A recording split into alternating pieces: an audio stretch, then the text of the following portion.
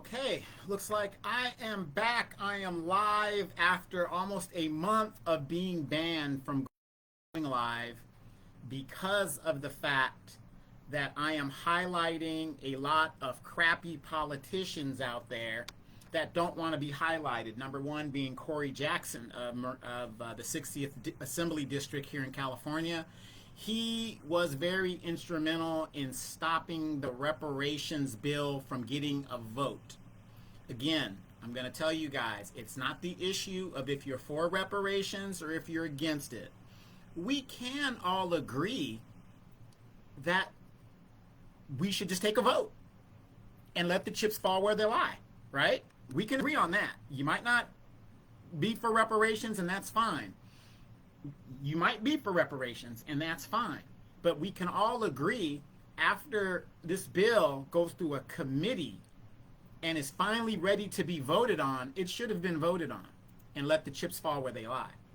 But the problem is Corey Jackson and the California CBC, Congressional Black Caucus, which they should stop calling themselves that because they don't do shit for black people, they didn't even let it come to a vote.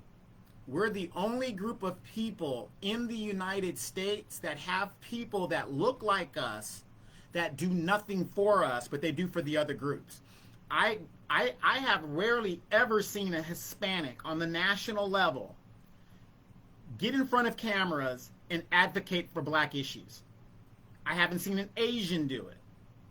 I don't even see white people doing it. When they advocate for their people. We're the only group that will advertise that would advocate for everybody else but our own people.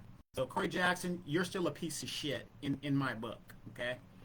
And I hope you guys saw on my page, and I'm going to share it on all the other pages, how he was being protested yesterday. And that was a video sent to me from a friend of mine who happened to have saw it on TikTok. And it's so unfortunate that our civil rights era people are so blind, and they just vote DEI. They don't care about the issues. They don't care about the future of their legacies. They just don't care because they're woefully ignorant. Not all of them. Again, I'm not into an all type of thing, but it's so sad when the facts are out there, and this is what this man has done.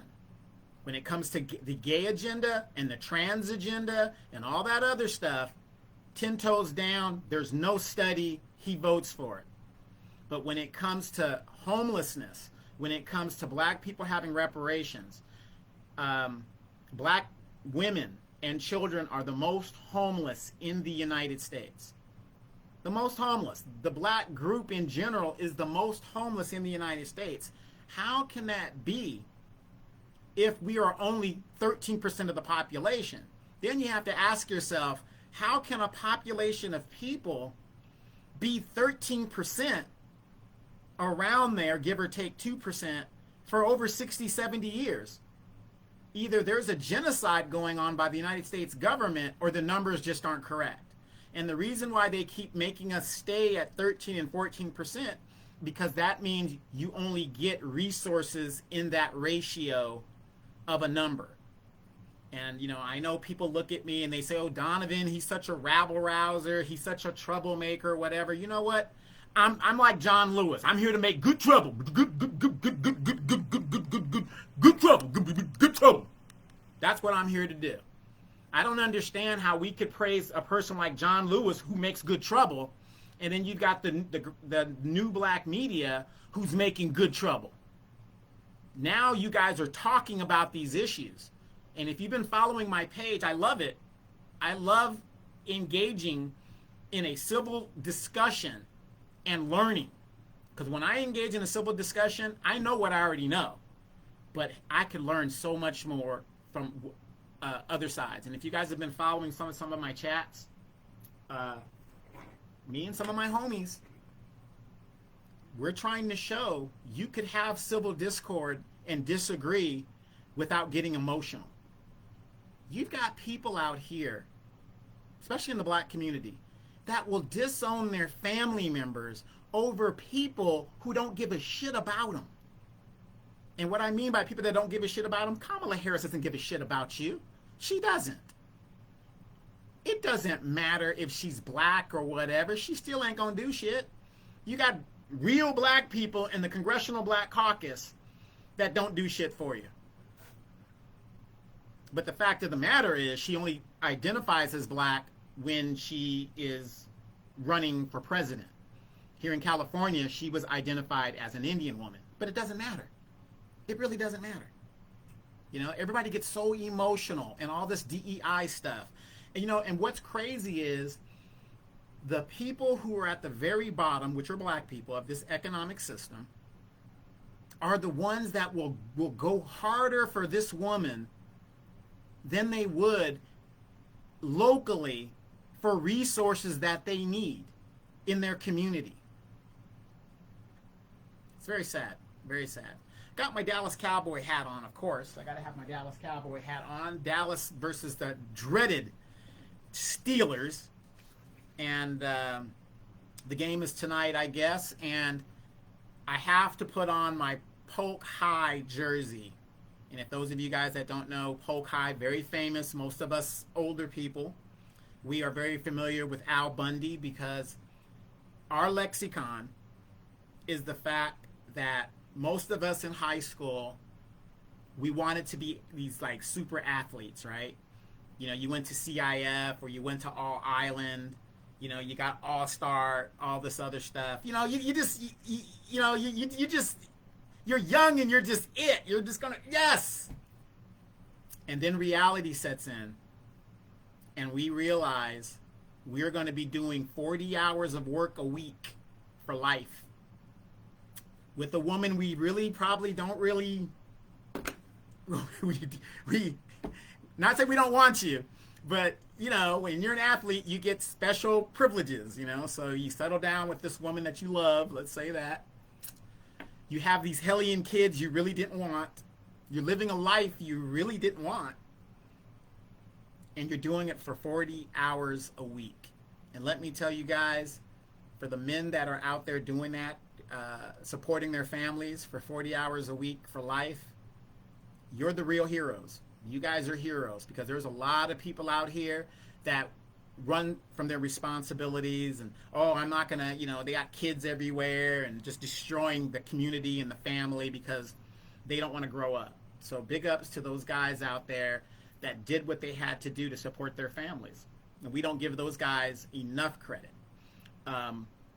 It was never my idea to be a career military person. That was never my idea. Those of you guys that know, as dependents, you know, especially as a Marine Corps dependent, it's like we didn't even have grass to play on in a lot of cases, and they gave us secondhand equipment and all this other stuff. We're looking at the Air Force kids, new school, high tech, roller skating rinks, and everything they would need for the family.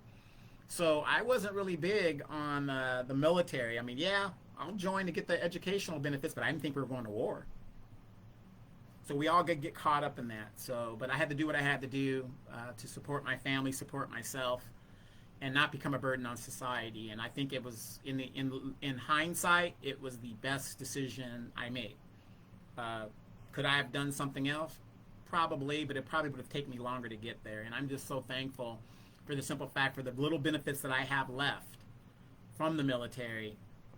I cannot be more grateful.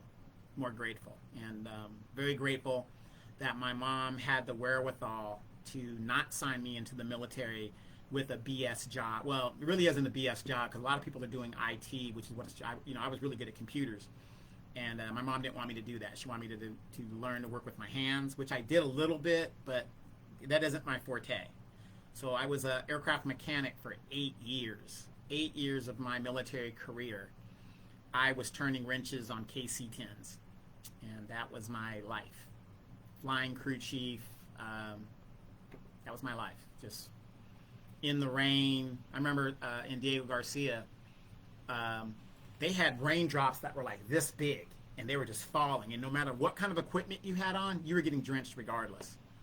And I spent a year of my life in Diego Garcia, and I have actually a sea duty on my military transcript as those of us who have been to Diego Garcia, it's a floating, basically a floating island. It's a floating carrier.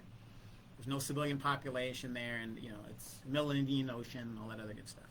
So big ups to those guys. But my Polk High jersey, it's got Cowboy blue, Air Force blue, so I'm going to wear this today and enjoy the game a little bit later on. But if you guys have been following my page, I am back. So I will be doing a few lives here and there now that I can get out. I'm very aware people will call in and try to shut my page down, and those people that do that are those that have something to lose. Again, I'm going to just advise you guys, because it's all love out here, do not lose friendships over politicians that don't give a shit about you anyway. If you could be a Methodist, a Catholic, a Protestant, a Muslim, and all this other stuff, whatever your religion is, and you guys respect everybody's position, it's the same thing in politics. One thing I always tell you guys on my page, this is my page. I'm going to post what I want to post. If you don't like what I post here, don't come here. Don't come here. Because I've been very consistent in regards to my political beliefs and all that other stuff. And I'm not saying I'm an expert, because I was wrong today, this morning, talking to a buddy of mine. He corrected me today. And this is what it's supposed to be about, learning and reassessing and all this other stuff. The point of the matter is this country is in a lot of trouble. And we have to get the right person in office. Simple as that.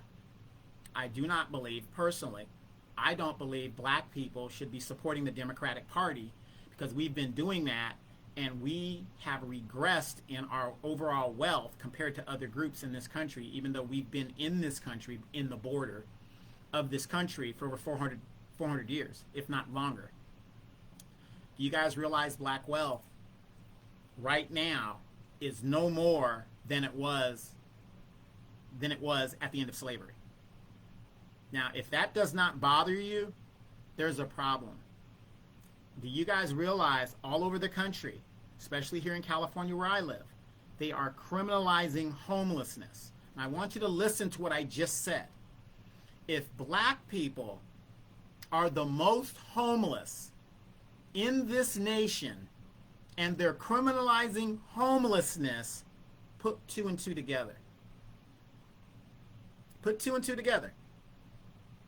They're criminalizing homelessness. But I'm the troublemaker. No, I'm just letting you guys know what the hell's going on out here. Like my politics or hate my politics. How many of you guys out there are interviewing local politicians? How many of you guys are doing that? I'm sure some of you guys are.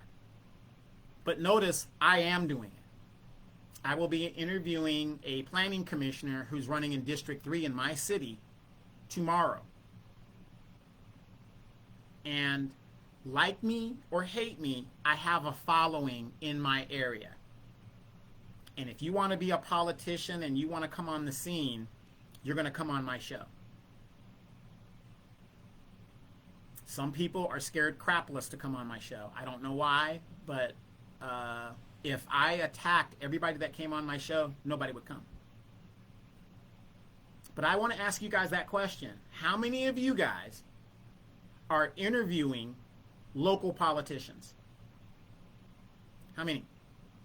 How many of you guys can pick up the phone and call the leader, the Democratic leader of California, and express your opinion on an issue or get some feedback on that?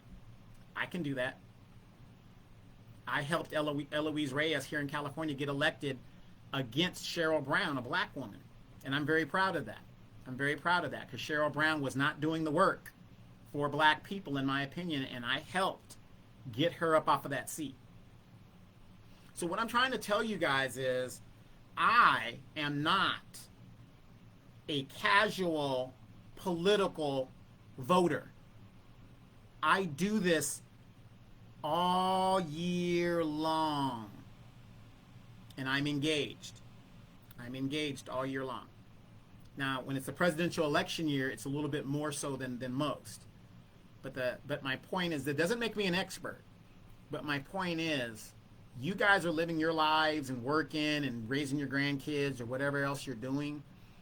But I will tell you, I would believe I'm a little bit more savvy in politics than you are. If you guys are going off emotion, that's what you're going off of. You're not going off of logic. I don't go off of logic. I don't go off emotion. Like Trump or hate Trump, that's on you. I could care less.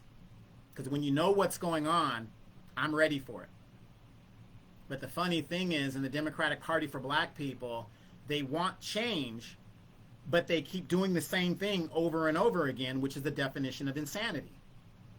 Now, don't get me wrong. Some black people have a vested interest in the Democrats staying in power. There's nothing wrong with that. But for me, here in California, super Democratic state, you're telling me we need to vote for more Democrats on the national level? That way we can get a reparations bill, we can get things passed? California just showed you that's bullshit. Wake up.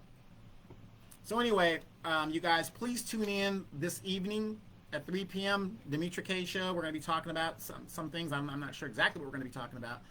But I am telling you guys, tune in to watch America's team play the Pittsburgh Steelers. And the fact of the matter is, if you guys want to believe this or not, if America's team does well, America does well. And just like George Bush said, W said, either you're for us or you're against us. And if you're against America's team, in my opinion, you're against America. I said it. Donovan Sadiq, locally known as the Inland Empire Informer, but you guys know me as the Recovering Democrat and the Simple Donovan Sadiq. Tune in, 3 p.m. We'll see you guys then. But I'm back from live, being banned. It's been over a month. They banned me for a month, and I am now back. See you guys in a little bit. Talk to you guys. Be safe. Be blessed. We'll see you in a little bit.